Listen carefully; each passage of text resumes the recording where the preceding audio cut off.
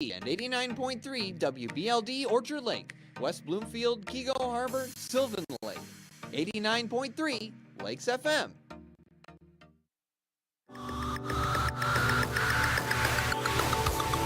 It's the Megacast, an hour-long TV and radio streaming show keeping you informed on the day-to-day news. Live from West Bloomfield, we're bringing you the news, updates, and information impacting communities around Michigan. Join our host, Tyler Kieft, as he talks with community members, business leaders, and professional experts about the stories that impact you. You're watching the Megacast on Civic Center TV. There are many different kinds of noses. Our noses can sniff out all kinds of things. Good things. And bad things.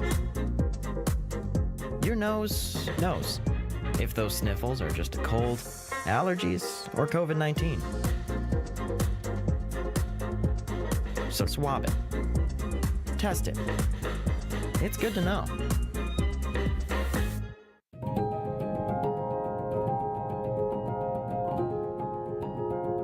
I'm Steve Eiserman of the Detroit Red Wings, and I think every child in Michigan deserves a safe, healthy, and happy childhood. Can we build a state where Children Trust Michigan isn't just a name, but something our kids believe? Please support Children Trust Michigan as the voice for children and families by visiting the website to learn more.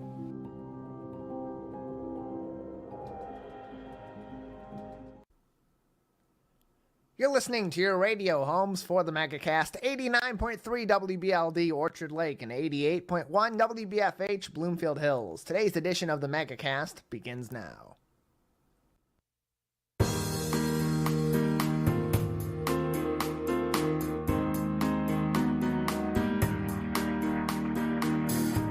Welcome to the Megacast, our live daily TV, radio, and streaming show talking about all things Oakland County and the state of Michigan. I'm your host, Tyler Kieft. You can always find more information on our program, including all of our partnering stations in your hometown all throughout Oakland County and around the state of Michigan on civiccentertv.com/megacast. That's also where you'll find us on demand each and every day, in addition to our live shows from 10 a.m. to 11 a.m. Monday through Friday. civiccentertv.com/megacast, the place to go for all of that, including, as I mentioned, all of our partnering stations, all of our episodes, all of our individual segments, no matter how you watch the Megacast in our local area, whether it's on your local cable television or radio station, on the public side, or online on civiccentertv.com, or even on our Facebook page and our YouTube page at Civic Center TV 15 on Facebook and at Civic Center TV on YouTube. You can always find us and everything you need to know about our show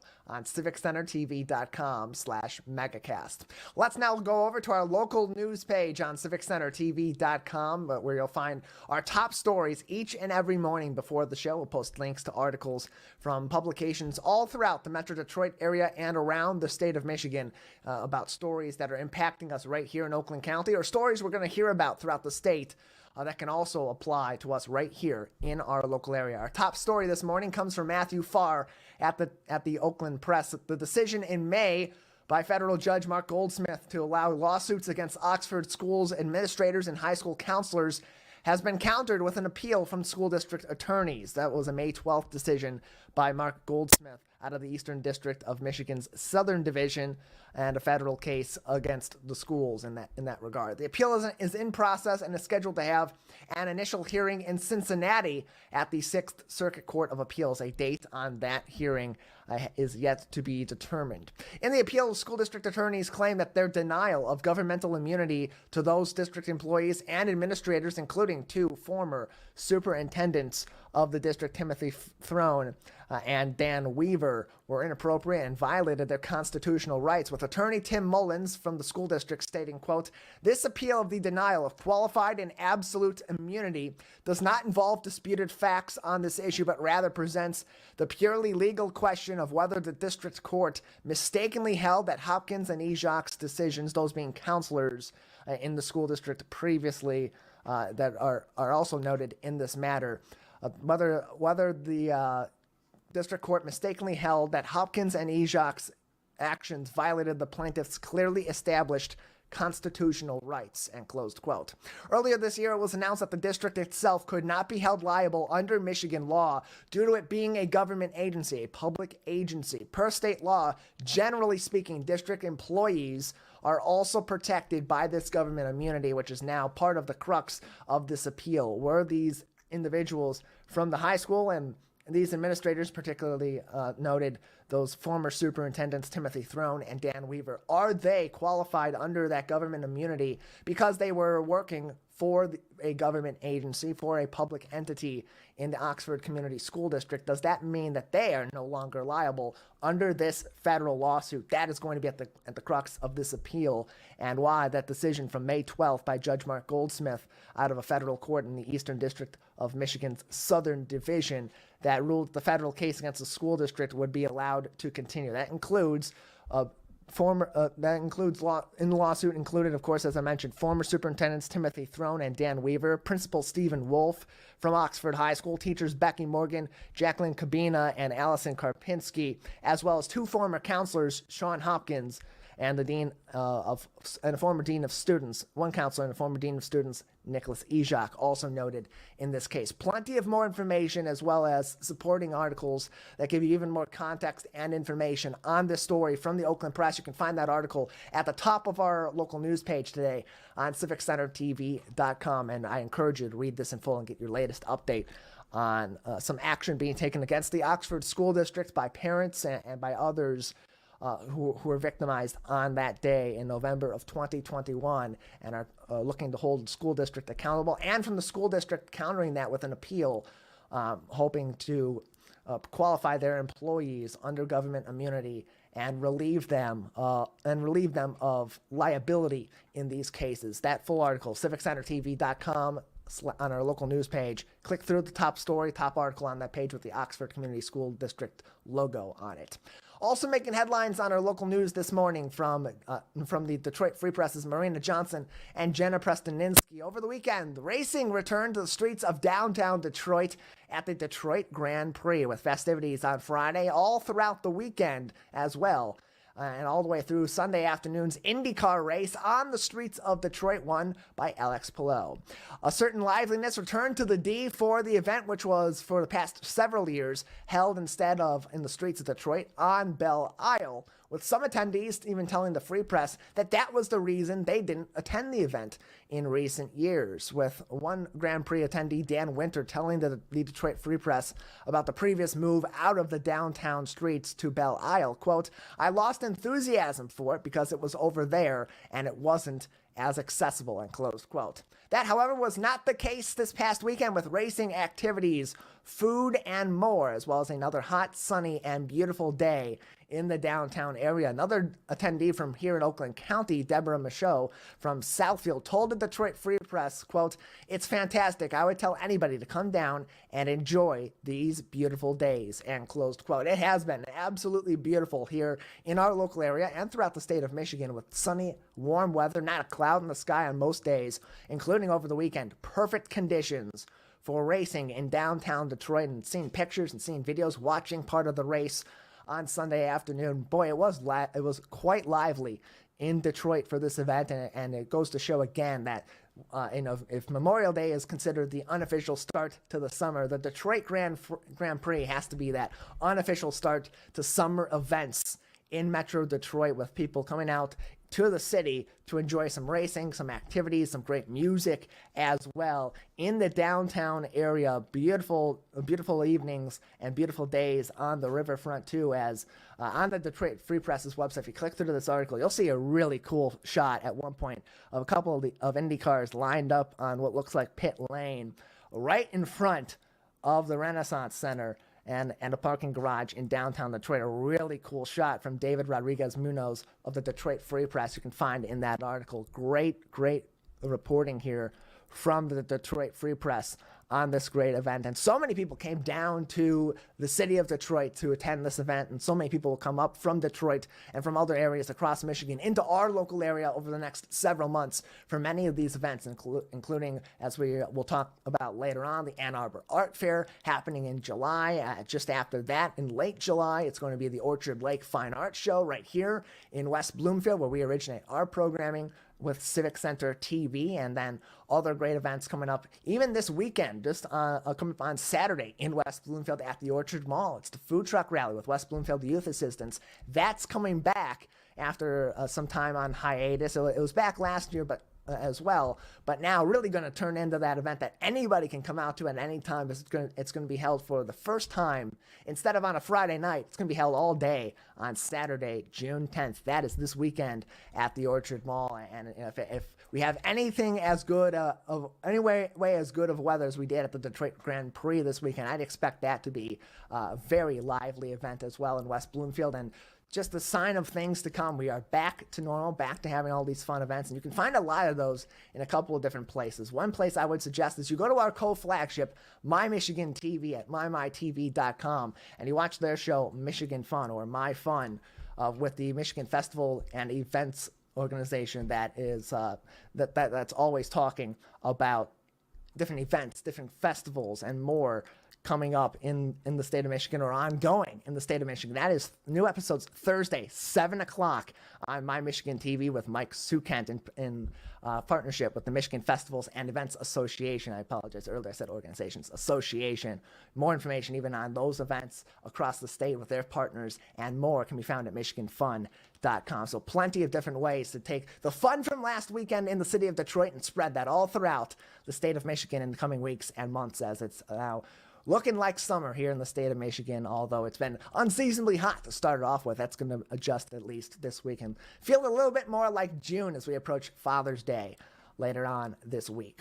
Additionally, making headlines on our local news page today from Chad Livengood at the Detroit News. Concerning news, however, on that weather front out of northern Michigan, where hot and dry weather patterns and a lack of rain have sparked dangerous conditions in Crawford County.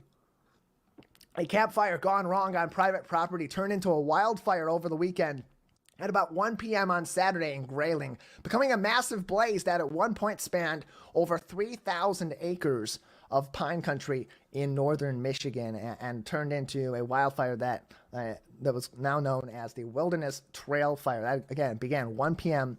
on Saturday in Grayling Township, just southeast of Grayling, about 4 miles southeast of Grayling, in Grayling Township on Staley Road on Saturday. At this time, the DNR, however, says that the fire is about 90% contained per the Detroit News, and crews continue to work at resolving those blazing conditions and eliminate any further threat or impact that this wildfire may have on surrounding areas. However, on Saturday, Governor Gretchen Whitmer did announce, quote, via Twitter, that she's, quote, activating our State Emergency Operations Center to coordinate an all-hands-on-deck response to the wildfires in northern Michigan. By taking this action, we can ensure state and local first responders have what they need to get this fire contained and prevent loss of life or property. I want to thank the first responders who have been working hard to keep Michiganders safe, and closed quote. In addition, per this article from the Detroit News, quote, according to the DNR's preliminary estimate, about 3 outbuildings were lost to the fire, and it's also threatened about 35 residences, 38 vehicles, including 23 campers and 3 boats, as well as 58 additional outbuildings in northern Michigan. So about 90% contained is this current wildfire, the Wilderness Trail Fire. That's as of the latest update on this article, which came about 8:30 p.m.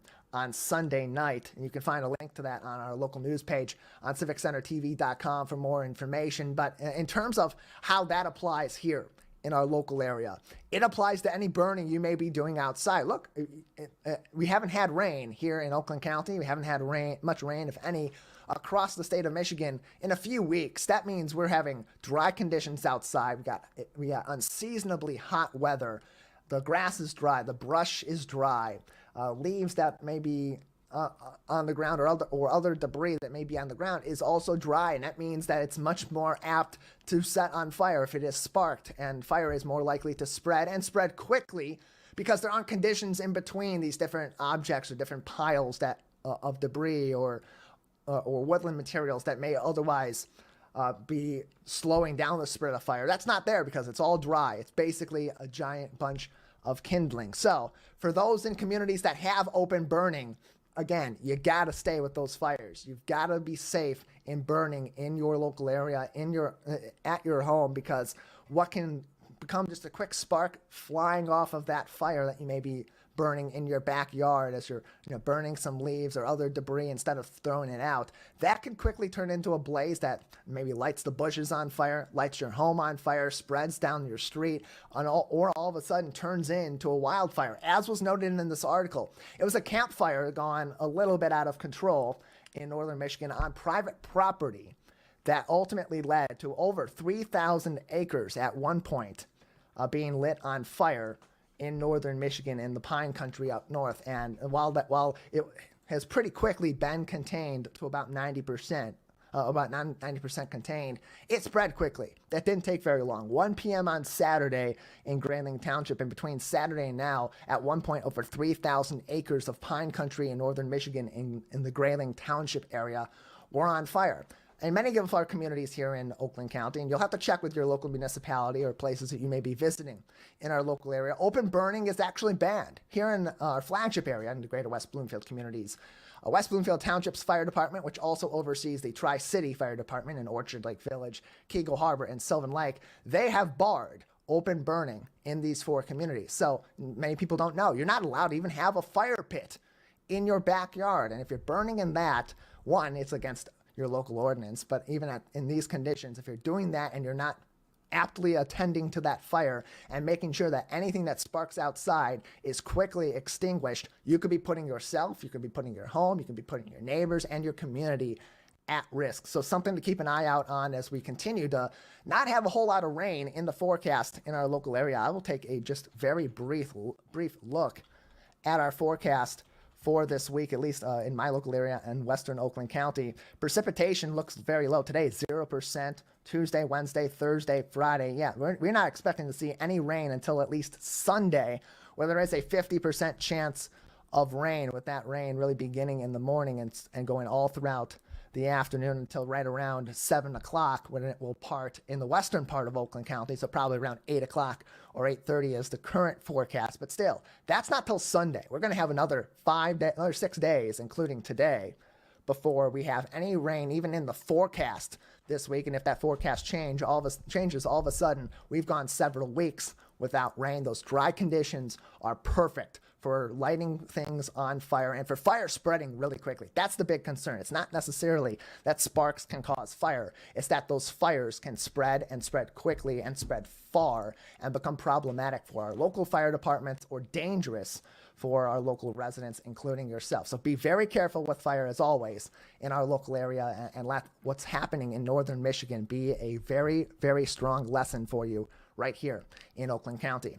Finally, making headlines today on our local news page from Lauren Gibbons at Bridge, Michigan. Some potentially good news for those looking to travel across the state of Michigan or throughout the Midwest, as travel across Michigan may soon become a whole lot quicker and more easily accessible without you needing to venture onto our freeways. That's at least according to the hopes and the goals of state leaders and the Michigan Association of Railroad Passengers, who are seeking to add 2 additional daily passenger rails between Pontiac here in Oakland County and the western part of our state in Kalamazoo.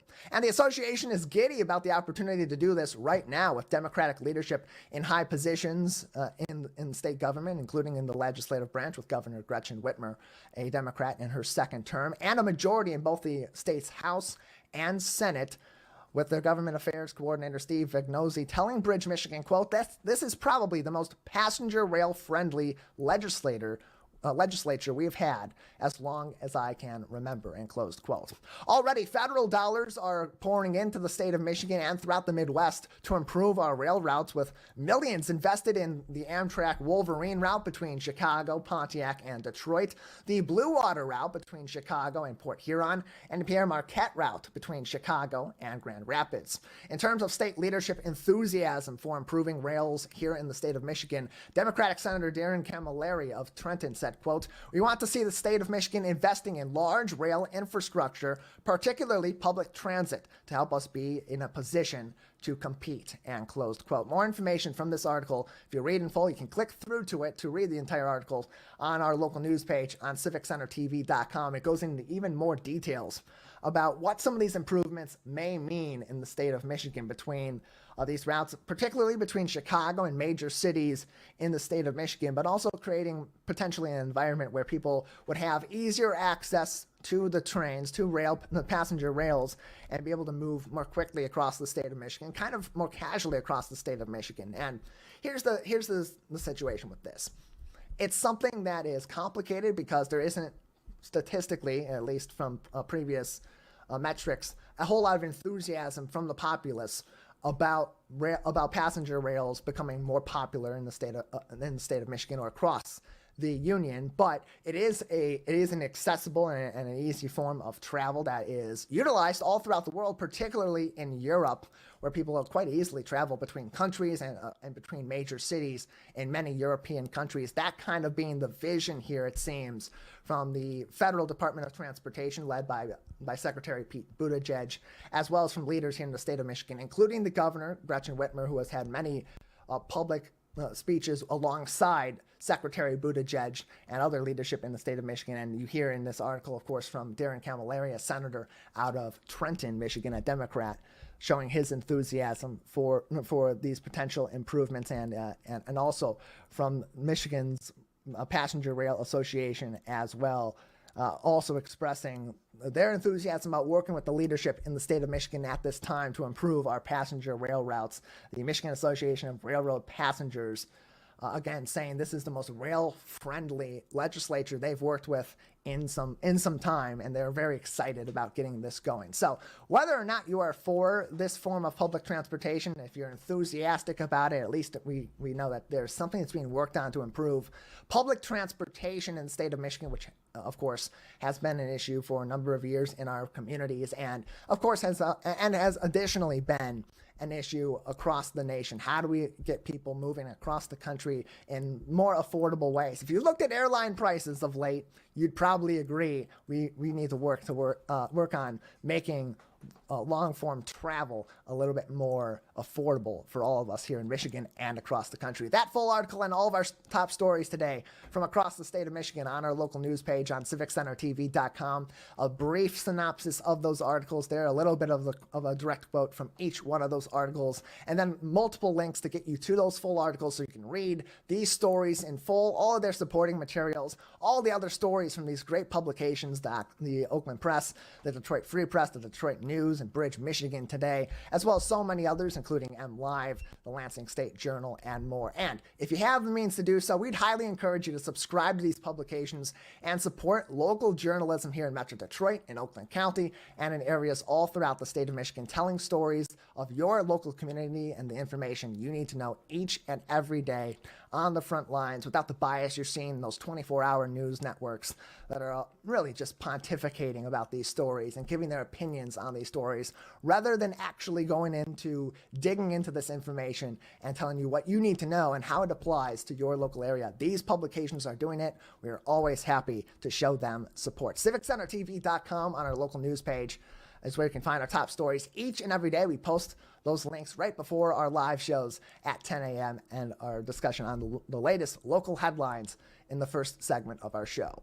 We'll take a break on the Megacast. On the other side, we'll talk to Chad Ozias from Care House of Oakland County. Stay tuned. You'll want to hear about that. Plus, later on, we'll talk to one of the many artists you'll see at this year's Ann Arbor Art Fair. Stay tuned. You're watching and listening to the Megacast. Watch Civic Center TV with our brand new live captions. To turn on live captions, go to civiccentertv.com and click Watch Live. In your web browser, click on the Options tab in the top right and find the Accessibilities tab. Then just switch on live captions to heighten your enjoyment of our local programming. Thank you so much for watching Civic Center TV. Hello, nose. My nose knows is when somebody uses the bathroom. Mom, Polly didn't flush. Ooh, I smell cookies. I smell an A+. How could my nose be running when it stays on my face?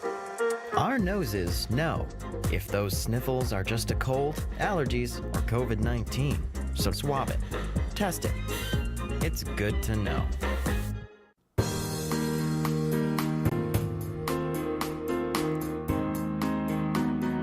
Welcome back to the Megacast, our live daily TV, radio, and streaming show talking about all things Oakland County and the state of Michigan. I'm your host, Tyler Kieft. You can always stay up to date with us and our partnering stations, including public television and radio stations in your hometowns here in Oakland County, and statewide programming for free from My Michigan TV, our co-flagship, all linked on our website, civiccentertv.com/megacast. In addition, that's where you'll find our full episodes and each individual segment on demand, so you can watch us anywhere and anytime on your time on civiccentertv.com. Or, of course, you're always welcome to join us for our live shows Monday through Friday from 10 a.m. to 11 a.m. right here on Civic Center TV and throughout our local area on all of our partnering stations, live and live to tape, but always on demand on civiccentertv.com/megacast. Joining us now on the Megacast is Chad Ozias from Care House of Oakland County as they continue their amazing work advocating for children in our local area who may have, for a number of different reasons, become victims of abuse and or neglect. How do they help these kids? How do they navigate these situations? Ultimately, provide interventions and prevention tactics to make sure that we are keeping our children right here in Oakland County safe. Chad, thank you so much for joining us on today's program. Thank you for having me, Tyler, and we're very happy to be included in the Megacast and be able to share a little bit about our work.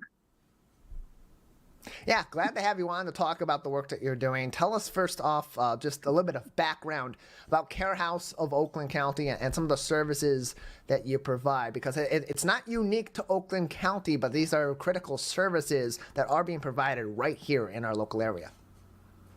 Yes, so Care House of Oakland County has been around since the late 70s.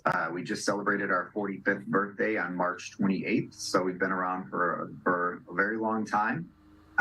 We are the Child Advocacy Center for all of Oakland County, so anytime there are any allegations of abuse from any jurisdiction, any city, village, township throughout all of Oakland County, kids get to come to Care House to have that interview be conducted by a master's level social worker in a very child-centered, child-friendly environment to minimize trauma and allow a safe space for the kids to share about the allegations of the abuse that they've reached out for help for. So, and then any kids that come to Care House for an interview, any non-offending siblings or caregivers are also have available to them therapy services at no cost for as long as they're needed.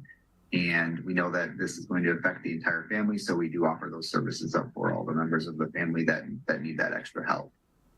In addition to intervention and treatment, we also do a number of different parenting and child education programs. And we have a parenting program that we do that's a 15-week Nurturing Oakland Parents, 15-week curriculum. And then we also have some home visiting services where we can actually go into people's homes on a weekly basis and help them to navigate challenges that they're having, parenting challenges, other things within the household that they can use a little bit of extra help with. So how typically are these cases being referred to Care House of Oakland County? Because these are not uncommon occurrences. They're really unfortunate occurrences, but in many cases there is some variety to them, where in some cases it is an isolated incident that just needs some intervention and some further education for these families, and maybe some therapy between the parents and the child or across that family unit. And in some cases these are major issues. So how typically are they coming to Care House, and what are those first steps that you take when you get a case referred to you? So all of our interviews are scheduled by law enforcement. So if somebody contacted us directly for a child abuse allegation, we would direct them to their local jurisdiction so that they can get that referral coming directly from law enforcement. If the allegations are against someone that lives in the same household, then Child Protective Services would also be a part of that interview process. So the interview is conducted by one of our staff. And then we have a one-way mirror. On the other side of the one-way mirror would be law enforcement, Child Protective Services if they are on the case, sometimes someone from the prosecutor's office. And then all of our interviews are video and audio recorded, and there's a live feed that is available for the prosecutor's office as well. So prior to the Child Advocacy Center model, which we follow, kids were told they didn't do anything wrong, nothing that happened is their fault, they're not in any trouble. But then they would be interviewed by the police at the police station in the same room that they would interview a suspect for a crime. So not a very reassuring feeling that you're not in trouble if you have to go and talk to the police at the police station. And those interviews are often conducted by law enforcement who are not trained at the level or have all the training and skills and all the processes that we follow and all of our interviewers follow in terms of how they're asking those questions, how everything is very non-leading and non-directive. We can't give any ideas about what we think happened. It has to be all the information that is being provided to us based on those open-ended questions that are asked. And then any of the questions that may need to be asked, law enforcement, they are able to conduct, or they're able to communicate via an earpiece during that entire interview process as well. So if there's something that they need more information about, or maybe they couldn't understand what the child had said, it's probably not, it may not be audible on the recording, so they may ask them to ask that question in a different way so we can make sure we can get as much information as from the child as we can during that interview, and then allow for their healing process from their trauma to happen through our other different services. You can find more information from Care House of Oakland County in a couple places, either on their website directly at carehouse.org or visit sharedetroit.org.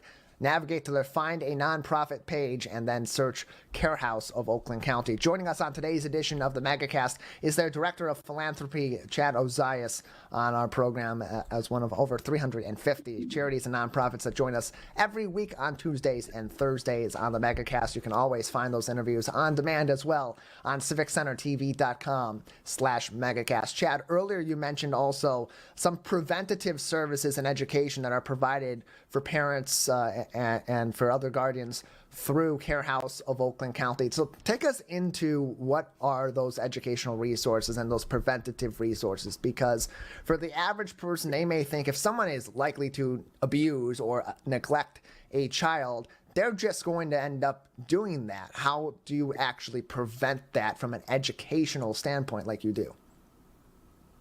Well, child abuse prevention education is a crucial effort that's aimed at equipping individuals with the skills and the knowledge that they need to recognize and prevent abuse. So we're giving caregivers the skills that they need on how to have that conversation. I have a 3-year-old.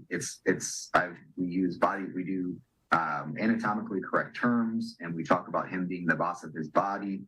And, no one should touch you anywhere that your bathing suit covers. And if anything like that would happen, that you tell mom and dad right away.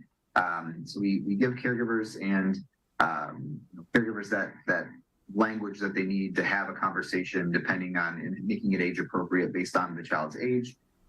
So we have many different curriculums that include presentations and workshops to teach children, parents, caregivers, and educators all about the different forms of abuse and how to identify warning signs.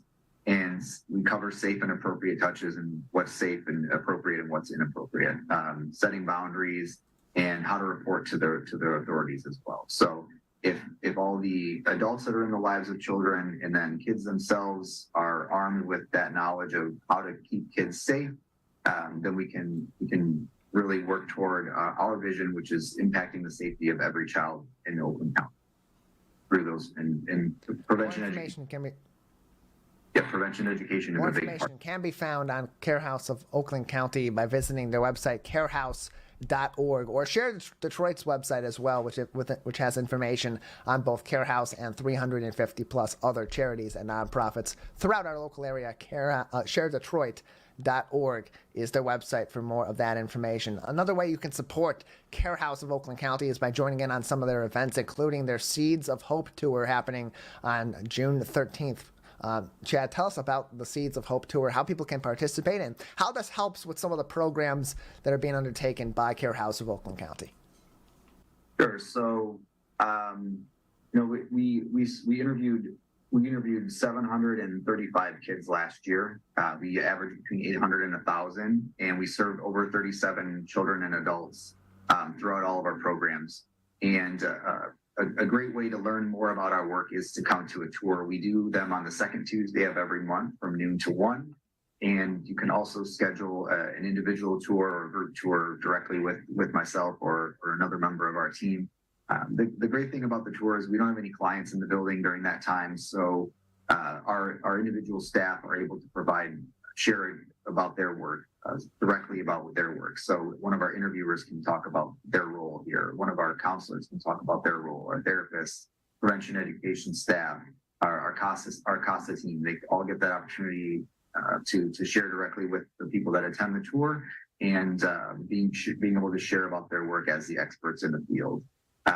So it's a really a great way to learn more about our work, learn the different ways that you can get involved. You know, we have people that help us with their time. We have people who help us with their talent, people that help us with their treasure.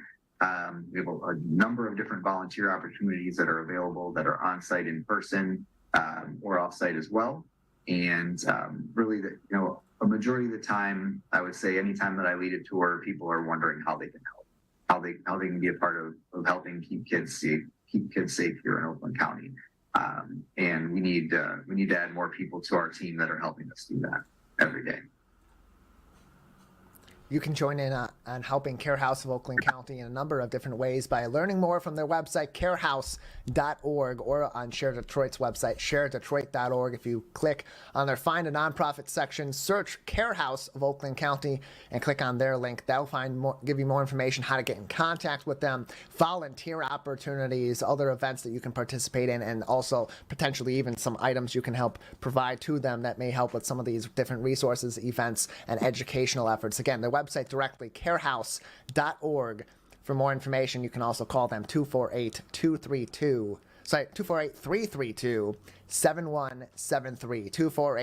248-332-7173 for more information. Joining us on the program today is Chad Ozias, the Director of Philanthropy from Care House of Oakland County. Chad, this is such a complicated issue. Child abuse prevention, child abuse intervention. There's so many elements that go into it, and so much that the community does know, maybe based either on assumption or things that they see in certain television programs. But among all of this information and all of this that we know and we don't know about child abuse, what do you wish more people did know about child abuse prevention and child abuse intervention? Well, I think that, so we did a 1 in 10 virtual state of child abuse in Oakland County, a virtual address a few weeks back. And we had Sheriff Bouchard, Prosecutor McDonald, and Dr. Denenberg, who is a chief of pediatrics for Beaumont. And Dr. Denenberg said that we're not all mandated reporters. So mandated reporters are teachers and doctors and nurses and many professions that are mandated by law to report if they suspect abuse. But we're all obligated reporters. So I think that the one thing that I would really, I want everybody to know is, if you suspect something is going on, there is an 800 number that you can call, and it will direct you to the your local area on who to call and who to talk to and to report something. If you can report anonymously. If you report and you're wrong, then that's okay. But if you don't report and you were right, and then this child continues to get hurt, or the person that's hurting that child starts to hurt other kids. So it's so important for us to be diligent, being mindful of all those things and looking out for the kids in our community. 90% of the time, the person that is the allegations are against here at Care House is somebody that the parent knows and trusts, or the caregiver knows and trusts. And over 60% of the time, it's a family member as well. So, it's really important for caregivers to be having those conversations, making sure that they're having that open communication with their kids and helping them to be a part of keeping themselves safe. The other thing that I always make sure that I share when people are asking me about my work and coming here to Care House every day, and I don't see sad kids. I don't see sad kids here all day long. If that was the case, I wouldn't be able to come here every day. Kids that are coming here finally felt safe enough and they felt safe enough and brave enough to tell someone, and then the person that they told did the right thing and they reported, and they get to come here and they're not going to get hurt like that anymore. That person is not going to be around them. And our building and everything that we do is all set up to be very child-centered and make that experience for the child and for their caregivers and their family just a great experience. We have volunteers that greet them at the front door. They bring them back to a waiting room. there's toys that they can play with. They get their snacks, all that stuff, make them feel really comfortable and safe here so that when they do go across for that interview, they know that they're in a safe place and they can talk about anything that they'd like to talk about in that room. So we have a number of different volunteer opportunities, and we wouldn't have volunteers coming here every day of the week, Monday through Friday, all day long at the front desk, working directly with the clients as child assists. If it was a really sad place to be. So I hear kids say all the time, Care House is one of my favorite places, and I'm here to see whoever their therapist is. So it's a really a special place here, and we're honored to be able to help kids throughout Oakland County from every jurisdiction and provide a safe space for them to disclose and that opportunity for them to heal. In addition to all the education work that we're doing in the community as well. You can learn more information and get involved with Care House of Oakland County by visiting carehouse.org. Chad, thank you so much for joining us.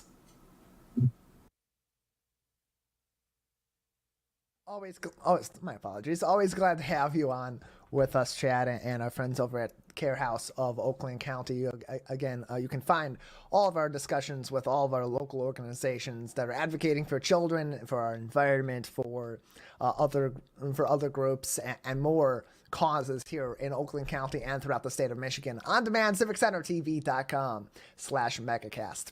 We'll take a break on the program. On the other side, when we come back, we'll talk to one of the hundreds of artists you'll see all throughout 30 blocks of Ann Arbor this July at the Ann Arbor Art Fair. Stay tuned. You're watching and listening to the Megacast. Looking for a midweek meal?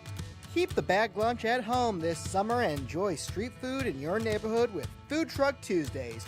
Enjoy cuisine from around Michigan outside the WB Parks and Recreation's Activity Center with a different vendor every Tuesday, like Post Sam's Cafe on June 6th. All summer, every Tuesday, Food Truck Tuesday. This community update from Civic Center TV and 89.3 Lakes FM.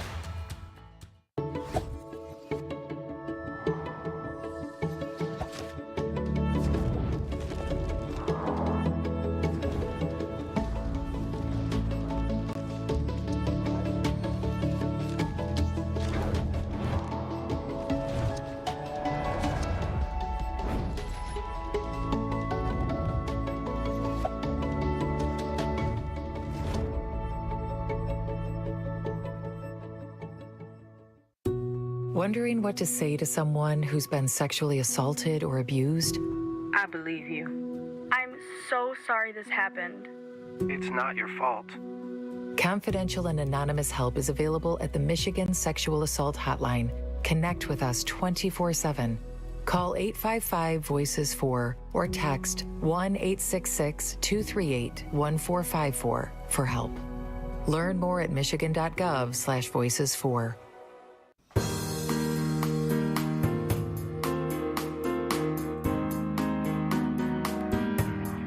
Welcome back to the Megacast, our live daily TV, radio, and streaming show talking about all things Oakland County and the state of Michigan. I'm your host, Tyler Kieft. You can always find us online, civiccentertv.com/megacast, where you'll find us live Monday through Friday from 10 a.m. to 11 a.m. and find links to all of our partnering stations here in Oakland County and throughout the state of Michigan, where you can also join us live Monday through Friday from 10 to 11 a.m. and live to tape throughout the afternoons and evenings as well. And, of course, find us on demand, full episodes and each individual segment anytime on your time, civiccentertv.com/megacast.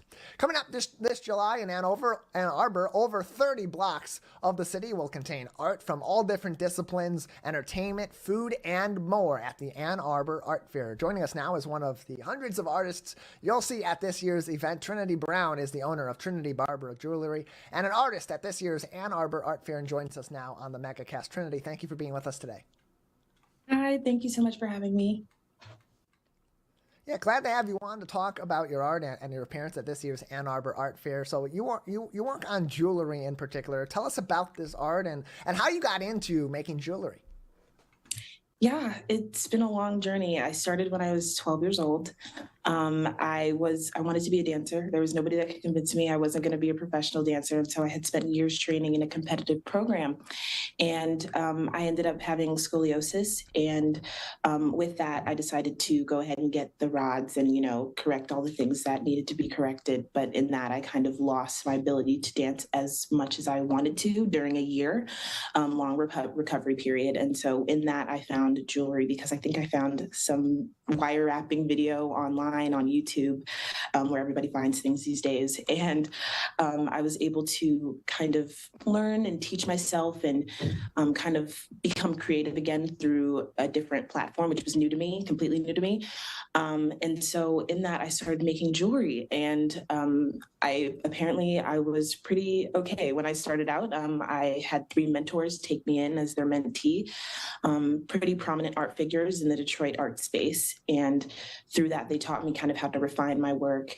And I kind of felt like I found my flow again. I found, my ability to be creative in a new space without hindering my recovery process. And so I went back to dance, but I kept making jewelry. And so now this is my 3rd year at the Ann Arbor State Street Art Fair, and I have an amazing time every year. So I'm really excited to be here to talk about it today. And you mentioned those relationships you had with other artists in Detroit. You're from Detroit. You're from the local area here in southeastern Michigan, and this is not your first time at the Ann Arbor Art Fair. So beyond the mentorship that has been so crucial to you developing your style and your ability as an artist, what else do you draw inspiration from as you're making your jewelry?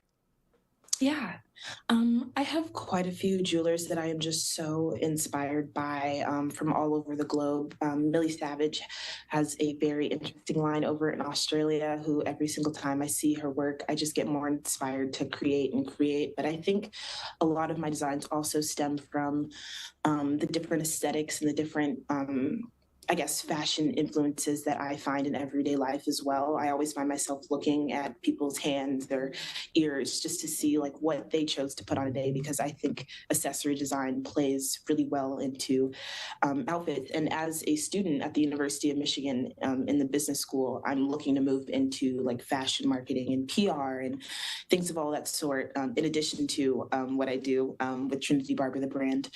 But I think it's just so interesting to see how accessories play into everyday outfits. And I think it's often very overlooked, especially jewelers, and the fact that we can create these things with a torch and molten silver and molten gold and things of that sort. So I get a little nerdy about it, but I definitely, I draw a lot of inspiration from so many different things. I mean, even my brand name, Trinity Barbara, the brand, Barbara was my grandmother, and she was a survivor of domestic violence, raised 7 kids all by herself, things of that sort. I get inspired by pretty much everything behind my brand. There's some thought put into it because I get inspired by a lot of things.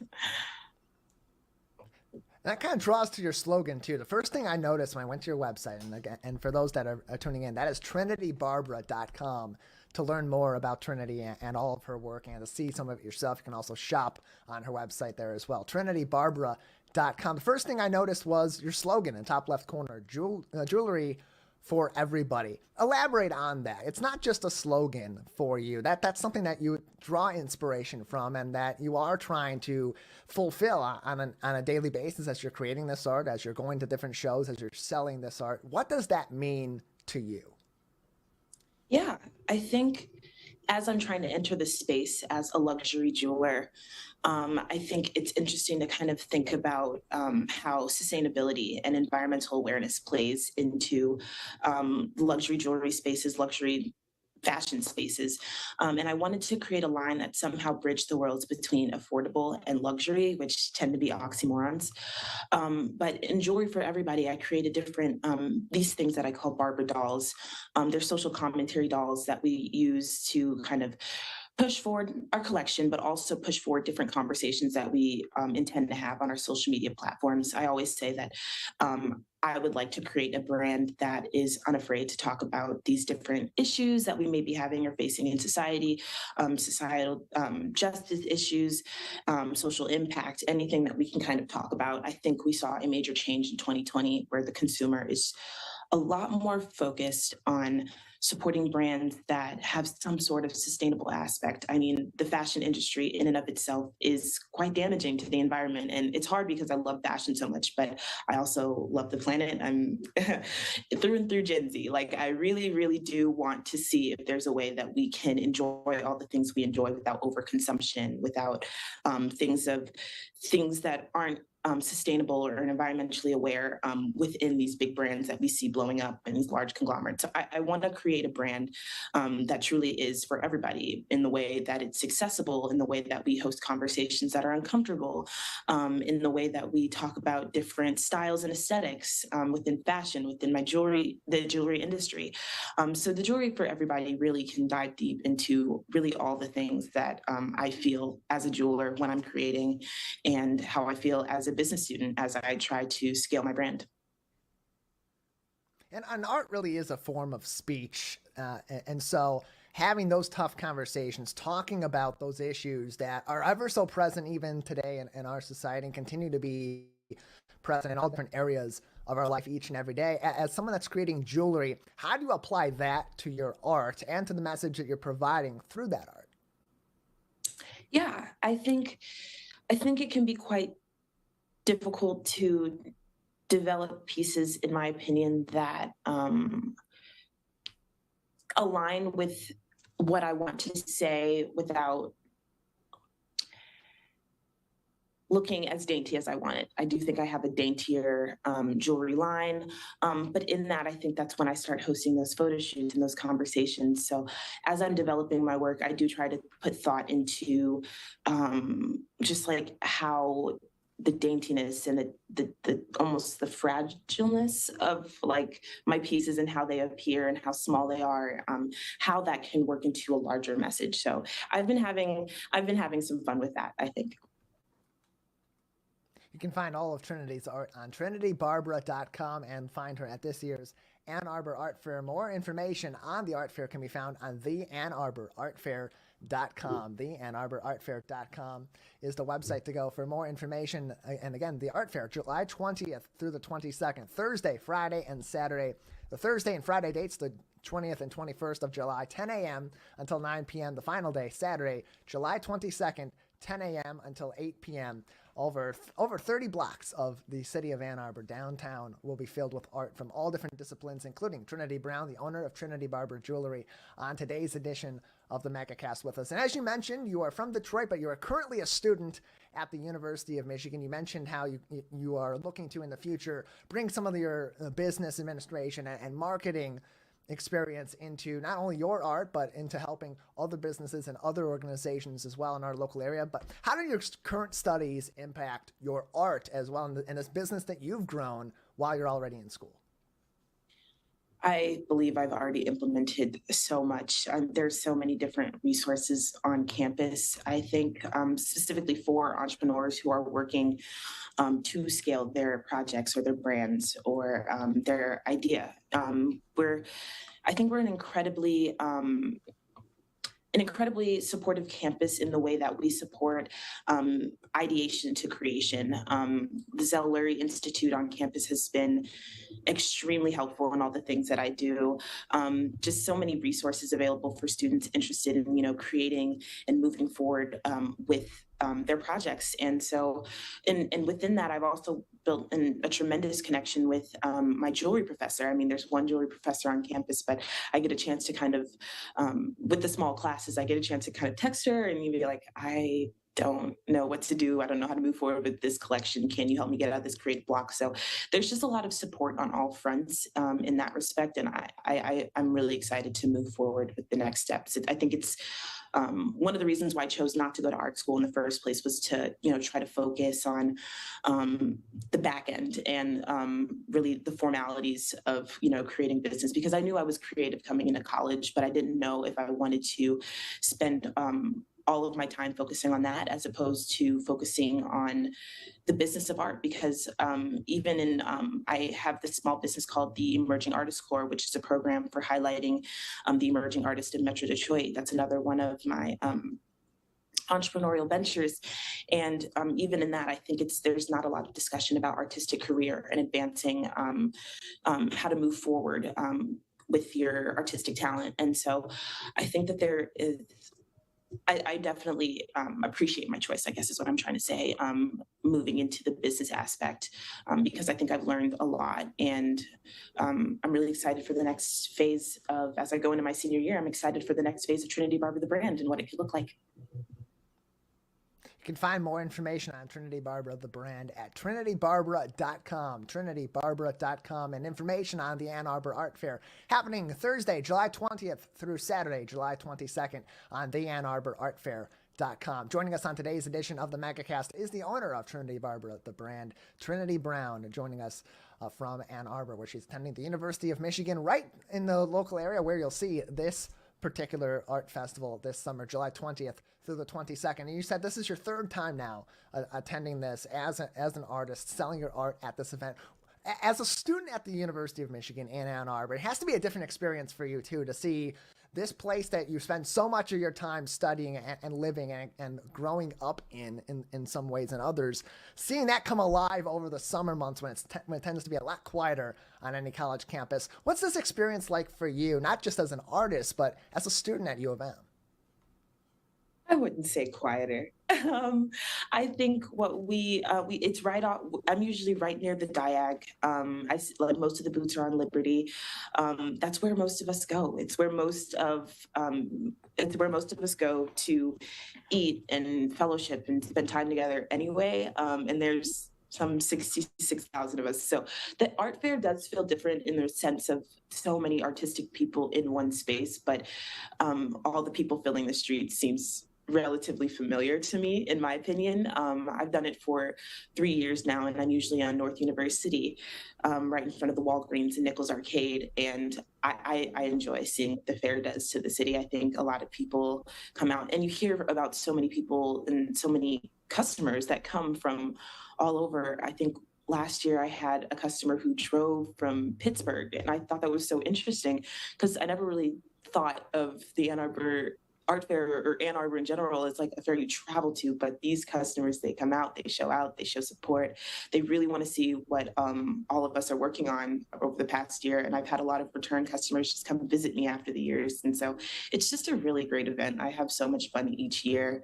And it doesn't help that I live 5 minutes away. So it's a really great experience. Yeah. So it's just great seeing the campus come alive during that time even more. You can see Trinity and hundreds of other artists at the Ann Arbor Art Fair Thursday, July 20th through Saturday, July 22nd. More information on the Ann Arbor Art Fair.com. You can also find more information on Trinity and her art at trinitybarbara.com. With just about a minute left, Trinity, anything else we haven't discussed on your art, on your business, or on the Ann Arbor Art Fair and your attendance this year that you'd like to talk about? Yeah, I have a lot of huge things going on this summer for my brand personally.